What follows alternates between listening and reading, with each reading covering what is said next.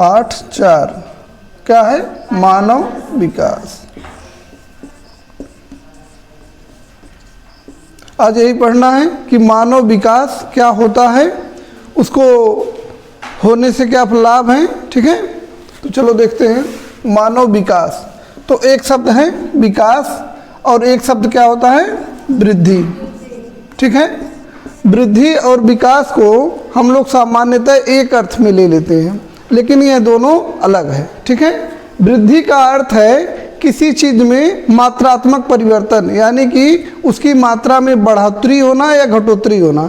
जैसे कोई चीज़ 10 है, मान लो किसी के पास 10 आम है, अगर 10 से कम हो रहा है तो 8 आम हो जाएगा, और 10 से अधिक हो रहा है तो 12 आम हो जाएगा। ठीक है, तो यहाँ पे क्या हो रहा है? यहाँ भी वृद्धि हो रही है, लेकिन इसको हम बोलेंगे ऋणात्मक वृद्धि। ठीक है, और यहाँ पे बढ़ रहा है तो यहाँ क्या बोलेंगे? धनात्मक वृद्धि। ठीक है, यानी कि वृद्धि जो है मात्रा में परिवर्तन हो रहा है, या तो मात्रा कम हो रही है तो ऋणात्मक वृद्धि, अगर मात्रा बढ़ रही है तो धनात्मक वृद्धि। इसी तरह मानव समाज में भी वृद्धि होता है। जैसे अगर किसी शहर की जनसंख्या, मान लो कोई शहर है, इसकी जनसंख्या थी 10,000। ठीक है, अब इसकी जनसंख्या बढ़ के 12,000 हो गई, तो ये क्या है? वृद्धि है। ठीक है, ये वृद्धि है, विकास है कि नहीं ये नहीं पता चल रहा है, लेकिन हम इसकी वृद्धि को विकास के भी संदर्भ में रख लेते हैं। ठीक है, तो वृद्धि समझ में आया। इसमें सबसे महत्वपूर्ण चीज़ क्या है कि इसमें मात्रात्मक परिवर्तन हो रहा है। ठीक है, मात्रात्मक, इधर वालों को ना दिख रहा हो तो इधर आके बैठ जाना। ठीक है, मात्रात्मक परिवर्तन हो रहा है वृद्धि में। और विकास में क्या होगा? गुणात्मक परिवर्तन। कैसा परिवर्तन? गुणात्मक परिवर्तन, यानी कि अब जो है गुण में भी परिवर्तन हो रहा, मतलब विकास हमेशा अच्छा होगा, लेकिन वृद्धि क्या हो सकती है? वह नुकसानदायक भी हो सकती है। अगर मान लो ऋणात्मक वृद्धि है तो नुकसानदायक होगी कि नहीं? मान लो पहले टेस्ट में पाई थी 50 नंबर, अगले टेस्ट में पाई 40 नंबर, वृद्धि है लेकिन ऋणात्मक। ठीक है, अगर कहा जाए कि उसका विकास हो रहा है तो विकास हमेशा अच्छा होता है, विकास कभी बुरा नहीं हो सकता। वृद्धि अच्छी भी हो सकती है, बुरी भी हो सकती है, यानी धनात्मक होगा तो अच्छा होगा, ऋणात्मक होगा तो बुरा होगा, लेकिन विकास हमेशा अच्छा होगा क्योंकि इसमें गुण का परिवर्तन आ रहा है। अगर किसी के व्यवहार में परिवर्तन आता है तो उसको विकास बोलेंगे। ठीक है, तो गुणात्मक परिवर्तन होता है, तो इस गुणात्मक परिवर्तन में जैसे इसको उदाहरण से समझते हैं। अगर मान लो इसी शहर की जनसंख्या 12,000 हुई, ठीक है, लेकिन अगर लोगों के जीवन स्तर में अगर सुधार होता है, ठीक है, अगर मान लो यहाँ पे पहले 1 तल्ले के मकान थे, कुछ कच्चे मकान थे, अब क्या हुआ? 10,000 से 12,000 जनसंख्या बढ़ी और मकानों की संख्या अच्छी हो गई, मकानों की ऊंचाई बढ़ गई, मकानों की सुविधाएं बढ़ गई, कच्चे मकान थे उनकी जगह पक्के मकान बन गए। यानी कि अगर सुविधाओं में सुधार होता है, अगर सुधार होगा तो इसे विकास माना जाएगा, अगर सुधार नहीं होगा तो इसे विकास नहीं माना जाएगा। यानी कि अगर सुविधाओं में सुधार नहीं हो रहा है, जैसे मान लो गुणात्मक वृद्धि का मतलब क्या हुआ कि जनसंख्या तो बढ़े लेकिन साथ ही जो सुविधाएं हैं उस शहर की वो भी बढ़े, तब जो है विकास होगा। अगर केवल जनसंख्या बढ़ रही है और जो सुविधाएं थी, जनसंख्या बढ़ने से क्या होगा?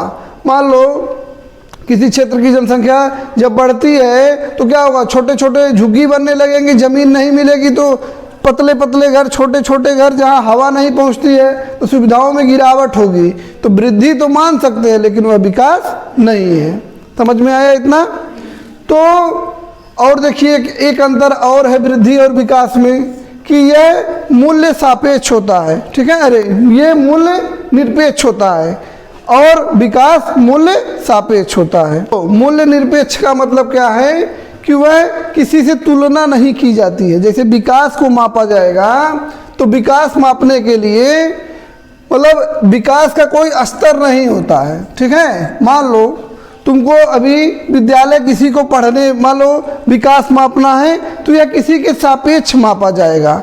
जैसे मान लो तुम्हारे गांव में कोई लड़की है, उसको 12वीं तक पढ़ने की छूट है कि गांव में विद्यालय है 12 तक, तुम 12 तक पढ़ सकती हो, ठीक है। और किसी को 5वीं तक पढ़ने की छूट है, प्राइमरी स्कूल के बाद लड़की बड़ी हो जाती है तो स्कूल ना जाए, ठीक है। और किसी को जहाँ तक वो पढ़ना चाहे, मान लो पीएचडी करना चाहे तो पीएचडी करने की छूट है। तो ऐसा नहीं, अब देखो विकास इसमें क्या है, अब यह क्या चाहेगी हमको पीएचडी तक मिल जाए और यह क्या चाहेगी हमको 12वीं तक मिल जाए कि नहीं। विकास एक दूसरे के ऊपर निर्भर है, मतलब विकास कोई ऐसी चीज़ नहीं है जो जाके समाप्त हो जाएगी। विकास हमेशा करने का मन करेगा, ठीक है। जैसे गुणों में किसी के परिवर्तन आ जाए, मान लो बहुत अच्छा आदमी बन गया, लेकिन अब ये उम्मीद थोड़ी ना की जाएगी कि और अच्छा नहीं बन सकता, फिर और अच्छा बन सकता है, फिर उससे भी अच्छा बन सकता है। कोई समाज कल्याण कर रहा है तो हो सकता है और ज़्यादा करे। तो यानी कि यह क्या है, ये तीनों लड़कियां मान लो ए, बी और सी, तीनों के लिए विकास अलग अलग हो गया कि नहीं। इसी तरह मान लीजिए लड़कियां थी, यहाँ लड़कों का उदाहरण लेते हैं, ठीक है। मान लो यहाँ लड़के थे, ठीक। अब लड़कों को पूरा दिन भर घूमने की छूट है। कोई लड़का है ए, बी, सी, आपस में या तो तुलना करो या तो लड़कियों से तुलना कर दी जाए। लड़कों और लड़कियों की स्वतंत्रता में अंतर होता है कि नहीं। तो लड़कियों के लिए विकास क्या है, वही स्वतंत्रता पाना, ठीक है। और लड़कों के लिए विकास क्या है, उससे भी आगे बढ़ना। तो यानी कि यह जो है सापेक्ष होता है, यानी कि तुलनात्मक होता है, किसी की तुलना में विकास होता है। समझ में आया। विकास अपने आप में नहीं कोई निरपेक्ष चीज़ है, लेकिन मूल्य क्या होता है। मान लो किसी चीज़ का मूल्य है, या इसको वृद्धि को समझ लो, कोई किसी चीज़ का मूल्य है 1000 रुपया, तो 1000 अपने आप में है, ठीक है। वह किसी के सापेक्ष नहीं है कि वह कोई सामान 900 में मिल रहा है तो इसलिए इसका नाम 1000 रखा गया है। उसका अगर लागत मान लीजिए 950 रुपया पड़ रहा है तो 1000 में बेचेगा, क्योंकि हमको 50 कमाना है। वह कभी नहीं देखेगा मतलब कि इसकी तुलना में नहीं होगा कि ये 900 है इसलिए हम 1000 है, ठीक है। वह अपने आप में वृद्धि है। जैसे 10 अंक पाई थी तो 12 अंक मिल गया, तो अपने आप में 2 बढ़ गया। वो किसी के सापेक्ष नहीं है कि हम पिछली बार की तुलना में बढ़े। अगर हम सापेक्षता की तुलना करने लगेंगे तो विकास हो जाएगा कि हमारा धनात्मक विकास हुआ, ठीक है। लेकिन वृद्धि में क्या है कि 5 की वृद्धि हो, 4 की वृद्धि हो, निरपेक्ष है, वो किसी की तुलना में नहीं है। समझ में आया। अंतर देख लेते हैं एक बार, स्पष्ट रूप से लिखेंगे कैसे। ये हो गया वृद्धि और ये हो गया विकास, ठीक है। तो ये क्या है, मात्रात्मक है, पहली बात। और ये क्या है, गुणात्मक है, ठीक है। ये मूल्य निरपेक्ष है, ये मूल्य निरपेक्ष है, और ये क्या है, सापेक्ष है, ठीक है। अच्छा बताओ, वृद्धि होगा तो विकास होना आवश्यक है, कोई जरूरी नहीं है वृद्धि हो तो विकास होगा ही, ठीक है। समझ में आया। मतलब विकास हो, वृद्धि हो सकती है लेकिन विकास ना हो। जैसे मान लो कोई गरीब आदमी है, अमीर बन गया, पैसे वाला हो गया, लेकिन उसकी सोच में अगर परिवर्तन नहीं आता है, जैसे उसको लगता है कि हमको बच्चियों को कम पढ़ाना चाहिए, लड़कियों को कम पढ़ाना चाहिए, तो इसके बाद भी विकास इसमें नहीं माना जाएगा। समझ में आया। तो यानी कि एक दूसरे से संबंधित हैं लेकिन सीधे सीधे संबंधित नहीं है, ठीक है। समझ में आया। 3 अंतर हैं, और भी अपने आप से पढ़ेंगे, क्लास को देखेंगे, और कोई अंतर आएगा तो उसे भी कर लेंगे, ठीक है। देखो वृद्धि जो है, एक अंतर और देख लो, जो वृद्धि है ये सकारात्मक भी हो सकती है और नकारात्मक भी हो सकती है, ठीक है। लेकिन विकास हमेशा सकारात्मक होगा। 1 पॉइंट हो जाएगा कि नहीं, लगभग 4-5 पॉइंट हो गया। इससे बड़ा क्वेश्चन पूछेगा नहीं कक्षा 12 के स्तर पर, ठीक है। तो इसको अपने हिसाब से लिख के लाना है कि वृद्धि और विकास में अंतर क्या है। कल का प्रश्न यही है कि वृद्धि और विकास में क्या अंतर होता है। बिंदुवार चर्चा कीजिए। इस प्रश्न को लिखते समय क्या करेंगे, उदाहरण देके, जैसे प्रश्न लिख रहे हैं तो मात्रात्मक क्या होता है, मतलब मात्रात्मक क्या होता है, गुणात्मक क्या होता है, इसको एक छोटा सा उदाहरण बना देंगे। पहले एक पैराग्राफ लिखेंगे, ठीक है, एक पैराग्राफ में उदाहरण, फिर निरपेक्ष सापेक्ष वाला बताएंगे एक पैराग्राफ, फिर उदाहरण, फिर ये जो है क्या हो गया, इसको छोड़ देना, ये तो उदाहरण था, ठीक है। तो ये जो है वृद्धि और विकास में सकारात्मक और नकारात्मक हो सकता है, और ये जो है केवल सकारात्मक होता है। और एक और क्या था कि वृद्धि हमेशा विकास को नहीं दर्शाती है। इसमें क्या होगा, वृद्धि हो रही है लेकिन हो सकता है विकास ना हो रहा। 4 पॉइंट है, उदाहरण सहित इसको लिख के लाइएगा, ठीक है। आगे देखते हैं, सकारात्मक नकारात्मक वाले में वही शहर वाला उदाहरण लिख देना कि हो सकता है जनसंख्या बढ़ रही हो लेकिन शहर में गुणात्मक चीज़ें ना बढ़ रही हो तो विकास नहीं मानेंगे, ठीक है। आगे देखो, अब मानव विकास की अवधारणा किसने दी, मानव विकास की अवधारणा, हाँ, महबूबुल हक, ठीक है। 2 लोग थे, महबूबुल हक और अमर्त्य सेन। तो इसमें से पूछेगा तो इन्हीं का नाम आएगा, महबूबुल हक कहाँ के थे, पाकिस्तान के, ठीक है। और अमर्त्य सेन कहाँ के थे, इंडिया के। यानी कि इंडिया और पाकिस्तान वाले जो है इसमें सबसे महत्वपूर्ण भूमिका इन्होंने निभाई है। 1990 के आसपास ये अवधारणा आई थी, अगर कहीं सन पूछता है तो हो गया, ठीक है। अब देखो, मानव विकास का अर्थ क्या होगा, यानी कि मानव का विकास, ठीक है। तो मानव का विकास हो रहा है, यह कैसे मापेंगे, ठीक है। देखो, मानव का विकास का अर्थ क्या है कि मानव के विकल्पों में, विकल्प क्या होता है, अवसर, ठीक है, विकल्पों का चयन एक कंडीशन है, और दूसरा कंडीशन क्या है, जीवन में सुधार,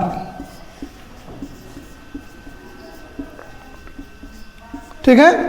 यानी कि एक देखो, मानव विकास में क्या होता है, विकल्पों को चयन करने की स्वतंत्रता हो और जीवन में सुधार हो। यानी कि जीवन में सुधार का मतलब इसकी गुणवत्ता में सुधार हो। तो इसकी ये दोनों चीज़ें कैसे आएंगी, शिक्षा से आएंगी कि नहीं, स्वास्थ्य और शिक्षा, स्वास्थ्य और संसाधनों तक पहुंच, या इसी को आय भी कह सकते हैं। देखो कैसे है, विकल्प का चयन क्या होता है, मान लो एक शिक्षित लड़का है ए और एक लड़का है बी। अब मान लो ये अशिक्षित है और ए वाला लड़का शिक्षित है, ठीक है। अब मान लो डॉक्टर बनना चाहते हैं तो कौन बनेगा डॉक्टर, इसमें से ए बन सकता है, इसके पास अभी अवसर है, बनेगा कि नहीं बनेगा। उसके लिए क्या होगा, संसाधनों तक पहुंच, यानी कि आय भी होनी चाहिए।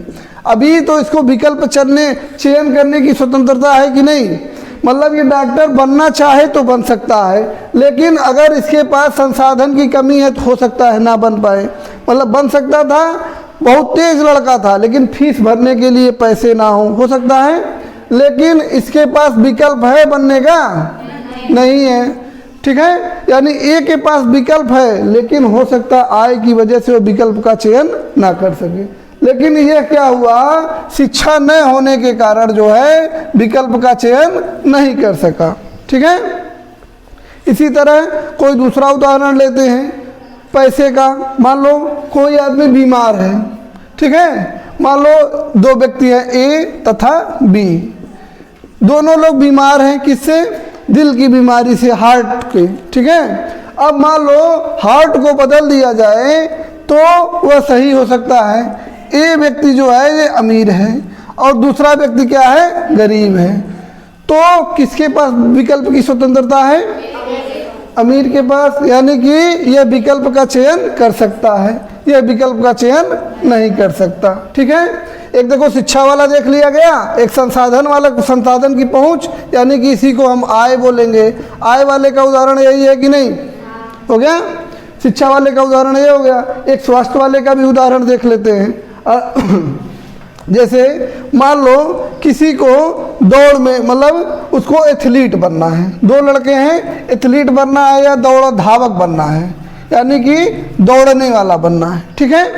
एक लड़का मान लो खूब बढ़िया खाता पीता है, हष्ट पुष्ट है, जब बढ़िया खाएगा पिएगा बीमारी होने की संभावना तब ज़्यादा है कि कम खाएगा तब, ठीक है, कम खाएगा।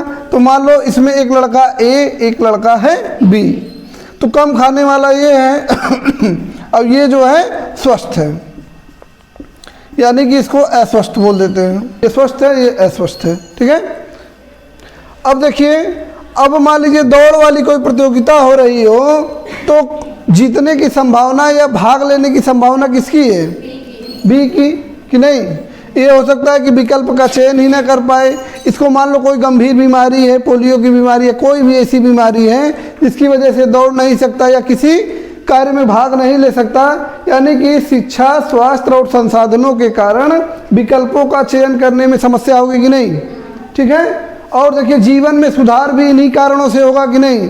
अगर इसी अशिक्षित बच्चे को शिक्षा दे दी जाए तो इसका जीवन सुधरेगा।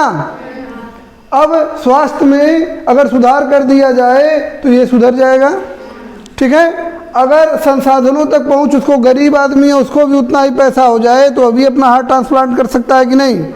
यानी कि हमको विकास को मापना है तो सीधे सीधे तो विकास दिखाई नहीं देता है, कि दिखाई देगा? किसी का गुण आप नहीं जान सकते। अगर वो चुपचाप खड़ा है कुछ बोले ना तो कोई उसका गुण जान सकता है? नहीं जान पाएगा। तब क्या अनुमान? बहुत सीधा है, बहुत टेढ़ा है, चेहरे से अनुमान लगाएं, चेहरे से कुछ नहीं पता चलेगा। तो विकास को सीधे माप नहीं सकते, तो विकास को मापने के लिए कुछ चीज़ों को जोड़ दिया गया है, ठीक है। तो उसी में क्या है, तीन महत्वपूर्ण चीज़ें जो हैं, केंद्र बिंदु जो इसके हैं विकास को जानने के, वो यही तीनों चीज़ें हैं। अगर किसी समाज में शिक्षा, स्वास्थ्य और आय की स्थिति बेहतर है तो वह विकसित होगा कि नहीं? एकदम अधिकतम संभावना है उसके विकसित होने की। अगर इन तीनों को कहीं पे एकदम खराब स्थिति में है, पैसा भी नहीं है, पढ़ भी नहीं सकते और कमज़ोर है, तो वह अविकसित होगा, ठीक। तो मानव विकास को हम जानते कैसे हैं? यह इन्हीं तीनों को सूचकांक बनाया गया। तो वह सूचकांक किसने बनाया था? महबूबुल हक ने। तो वही मानव विकास सूचकांक कहते हैं, ठीक है। तो मानव विकास सूचकांक में शिक्षा, स्वास्थ्य और आय इत्यादि को रखा जाता है। विकास का अर्थ क्या होता है कि जीवन को सार्थक बनाना, ठीक। और जीवन सार्थक बनाने का मतलब ये नहीं है बहुत लंबा जीना 120 साल तक। जीवन का कोई उद्देश्य होना चाहिए।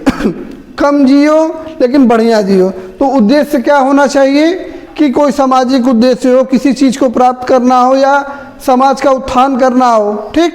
तो ऐसा जो है जीवन बनाना है जिसका कोई उद्देश्य हो, सार्थक जीवन इसको कहेंगे, ठीक है। और उसके लिए सबसे ज़रूरी क्या है? संसाधनों तक पहुँच, यानी कि आय, ठीक है। अब हम देखते हैं यहाँ तक हो गया मानव विकास की अवधारणा, समझ में आया?